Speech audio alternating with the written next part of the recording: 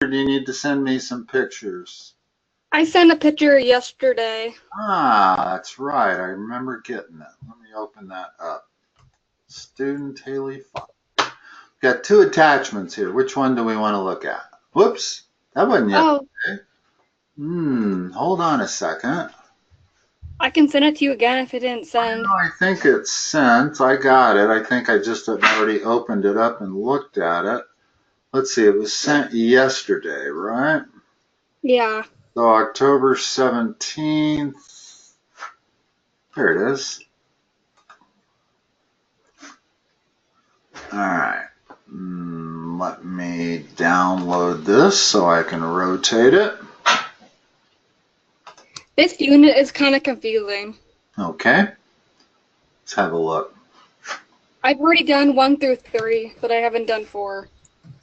Okay.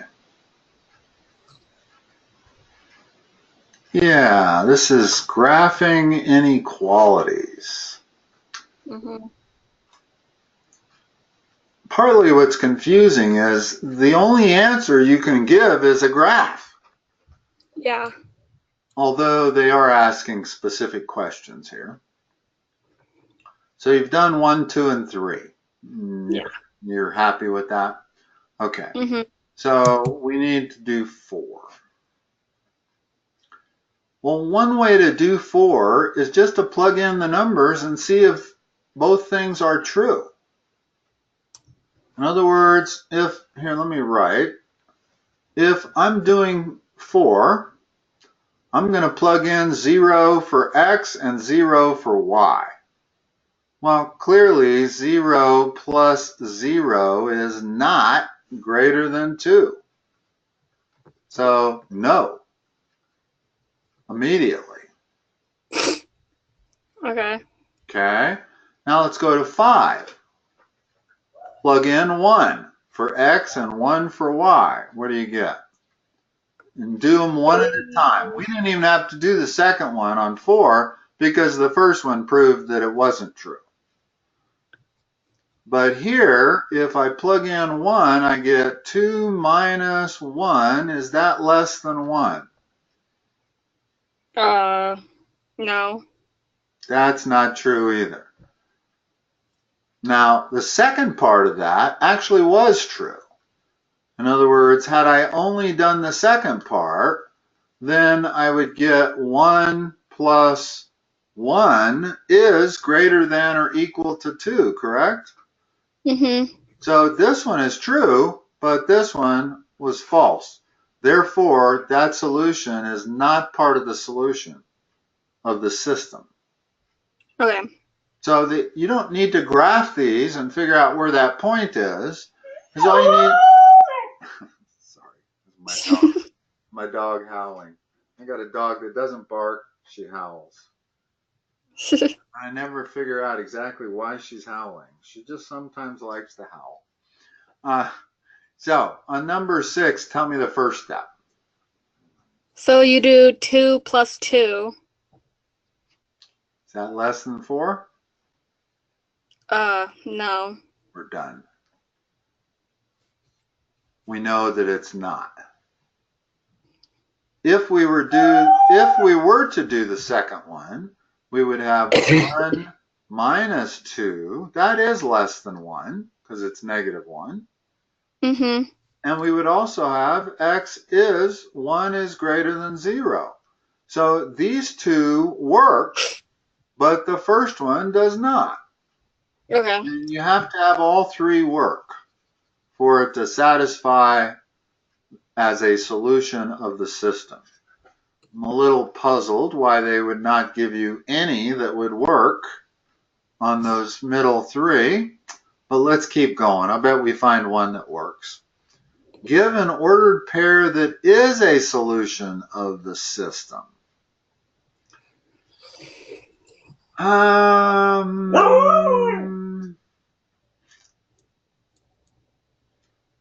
Can you think of an x and a y that satisfy both of those? And that's probably the easiest way to do it, since they only want one solution. Give me an x and a y that satisfy this equation. 2. There's an infinite number of them. In other Well, words, couldn't it be not 2? just one. There's a ton of x and y coordinates that satisfy both of these. Give me one. 2? For what? Give me an ordered pair. An ordered pair means an x and a y coordinate. Couldn't they both be 2, like the x and y 2? No, if I made y 2, that doesn't satisfy it because now I have 2 times 2 plus 3 times 2. That's not less than 5. But if Oh, I yeah. made y 0, now that satisfies both, right? Yeah. In other words, that's true, and 2 is less than 12. So 2 comma 0 is a solution. And that's all you have to do. There's tons of them. 0 comma 0 is a solution.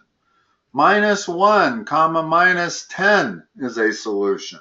Like I said, there's an infinite number of them. So how you come up with a solution, let's start with a y less than 8. Okay. Less than And then figure out what x would have to be to make the first part true. less than 8, so Pick a y less than 8. 4. Okay. Now we've got x minus 3 times 4 has to be greater than 3. So if I just solve this inequality, I get x has to be greater than 15. So 16 comma 4 works. Does it not? Yeah. In other words, if I make x 16 and y 4, 8a is true, and y is less than 8. So that's true. So that's all you have to do on all of these. Is just come up with one ordered pair that works. Okay. Let's look at 9. And the only conditions are x has to be negative and y has to be positive. Come up with some numbers for x and y that makes that true.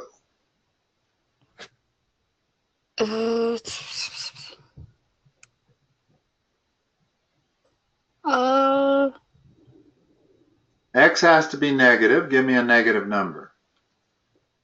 -2. Y has to be positive. Give me a positive number. 3. Is that first statement true based on those two numbers?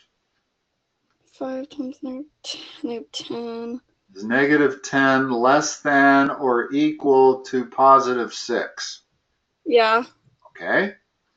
And both of the other two parts are also satisfied. In other words, x is negative and y is positive. So here's an ordered pair that works. And again, any negative x value and any positive y value is going to work. I could give you the ordered pair minus 100 plus 1,000. That's going to work. Y is positive, x is negative, and 5x is less than 2y. Okay. Okay? So these are pretty easy in solving. You just have to think a little bit outside the box. Here, let me move these up a little higher so we can do 10. Match the system of linear inequalities with the graph. Okay. Is 10 A, B, or C? 10. How do you find these? Because I'm confused. Okay, let's go through them. First of all, let's deal with the top. Y is less than X. There's the line. Hold on. There is the line Y is equal to x. Yeah. Do I need to be shaded above or below that line? Above? It says y is less than x. Oh, so then below. Always. In other words, So the then, only thing you do is look to the y-axis. And if it says y is less than, you shade below. If it says y is greater than, you shade above. The answer is never left or, well, sometimes it's left or right, but not very often. In this case, it's below. Okay, that wipes out that. Well, this one is below, and this one is below. So it could be either one of those two. Now, let's check the second restriction. Y has to be greater than minus 2. Does this one satisfy that? yeah, I Yeah, it think. does. In other words, here's the minus 2 line, and we're above that. And we're Okay. also less than the slanted line, y equal x. So far so good. It satisfies that and that. And then the other thing is x has to be less than or equal to 3. Now here's the only time where you talk left and right, is when you have a vertical line. Well, here's the vertical line, or x equals 3. So when it says it has to be less than or equal to 3, we got to be left of that line. If it would have said greater than, we'd need to be to the right of that line. So this little area here, this little triangle, is all 3. So Okay. 10 goes with B for sure. Okay, that makes sense. Now, let me write that, B. Now let's look at 11. Well, this one starts out saying y is greater than x. Well, there's only one of these 3 pictures where y is greater than x. So wouldn't it be C? Y is less than x there. Oh. There's the line y equals x. Well, Okay. that's below the line, right? Uh-huh. Well, it's not greater than x. The only one where y is greater than x is that one. And since that's the only one, we don't really need to check the others, but we will just so I can show you why all 3 are true. The first part, definitely y is greater than x, right? Second part, is y greater than minus 2? Well, there's minus 2 line. Is y greater than that? Yeah. Okay, so that part's true. And the third part is x is less than 3. Well, there's the line x is equal to 3. Am I to the left of that?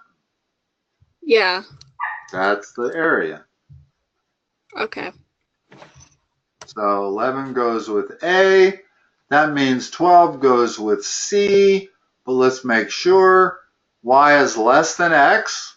We're below that slanted line, so that's true. Y is less than minus 2. Well, there's the minus 2, and we're below that, so that works.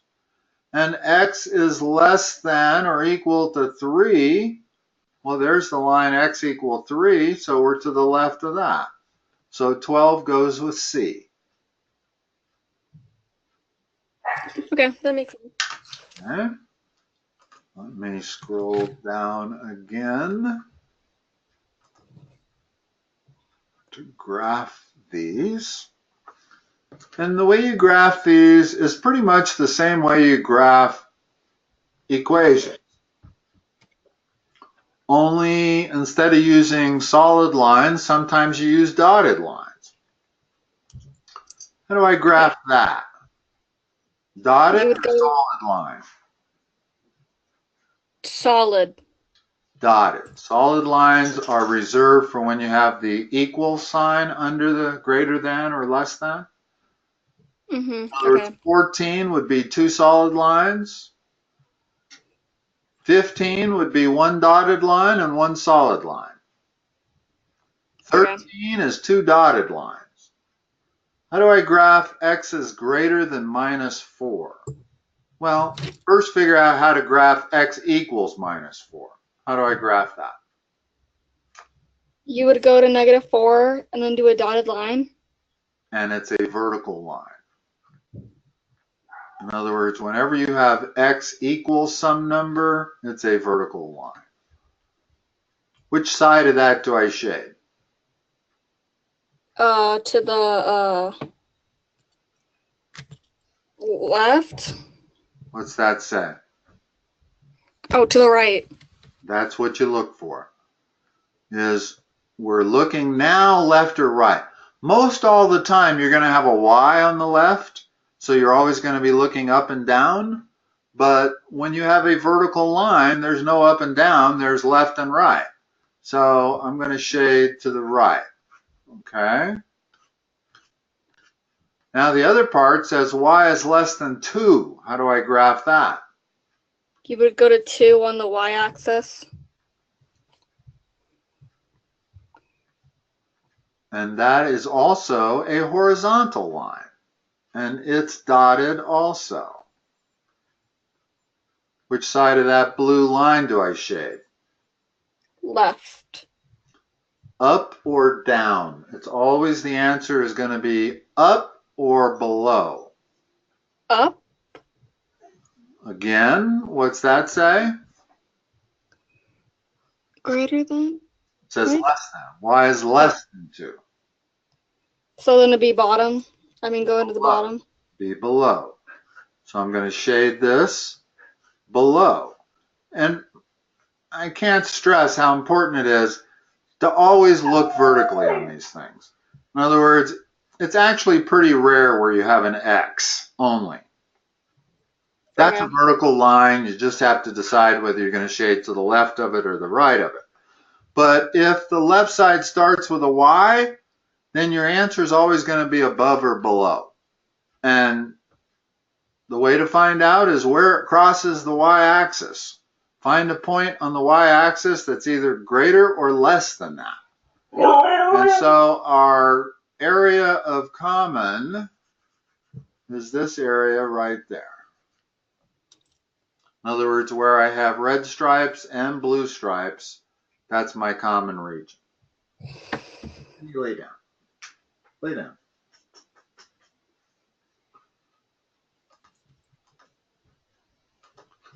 Okay, let's do 14. What's the line x equals 0 look like? It would just be on 0. It's a line. Is it a horizontal line, a vertical line? Where's it at? It would be vertical. Where? 0. At x equals 0. So, yeah. And it would be a solid line. Mm-hmm. Because it's greater than or equal to 0. So there's my solid line representing that. Now, which side of that line do I shade? Right. Correct. And again, this is the only time you're ever going to answer right or left is when it's a vertical line. If it's anything other than a vertical line, the answer is always above or below. Now, the second part of this, that's going to be a solid line. How do I graph that line? Do I start at 1? Start at the y-intercept, 2. 2, and then I would go up 1, then right 1? Correct, for your second point. So there is a graph of that line. Now, which side of that slanted line do I shade? Above or below? The answer is always never left or right in this situation, ever. Look to the y-axis only. Find a point on the y-axis that says this. Would it be below? Yeah. In other words, there's a point on the y-axis, okay, that's less than my y-intercept. That tells me which side to shade. It's that side there. Now, wherever I have slanted and horizontal, that's my area of interest. In other words, it would be this area right there. Got to have both. Okay. And we definitely have time to do this one. First of all, to graph 15, you got to do a little bit of algebra in the first line. Solve that for y. That's the way to graph them is you want y on one side. If you have both an x and a y, then get y on one side. Would you do y minus, 1 minus y? No, if I'm going to leave y all by itself, then I got to get rid of the minus 2x. How do I get rid of the minus 2x? You would add it. Okay. And I'm going to put it in front, not behind, because now I've got it in y equal mx plus b format, and I know how to graph that. Where do I graph that? How do I graph it? You would start at the 1, and then you would go up to right 1. Now, do I use a solid line or a dotted line? Dotted.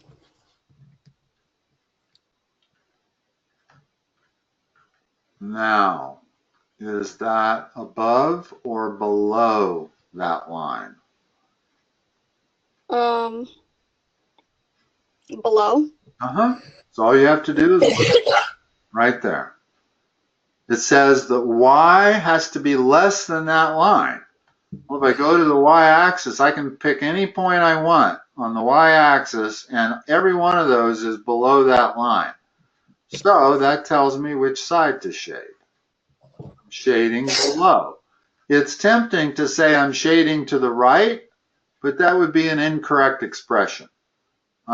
Always, only because I want you to remember the answer is 99% of the time the answer is above or below, not left or right. The only time it's left or right is if you have a straight vertical line. Now, how do I graph that? You would go to the 2 on the y-axis. And you would do a solid line. That is a horizontal line. Above or below that? Above? No, below. No? Look at where I just drew the arrow.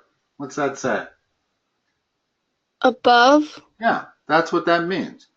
When it says y has to be greater than or equal to 2, it's got to be above that line. In other words, I'm going to go to the y-axis, and I'm going to find a point on the y-axis that's greater than 2. Well, there's a point. I don't know where it is. I don't care. Because all it does is it tells me which side to shade. Okay? Now notice the area that is in common. It's this area right here.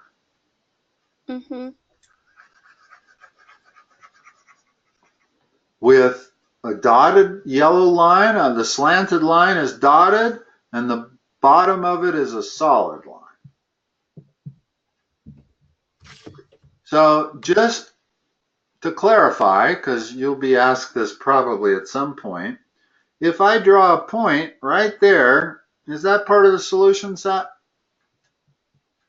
Yes. No, it's on the dotted line. Yeah. Those are not part of the solution sets. But if I draw a point right there, that is.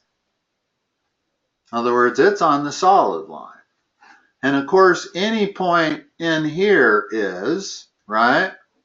We can see that there's literally an infinite number of points that are part of the solution set.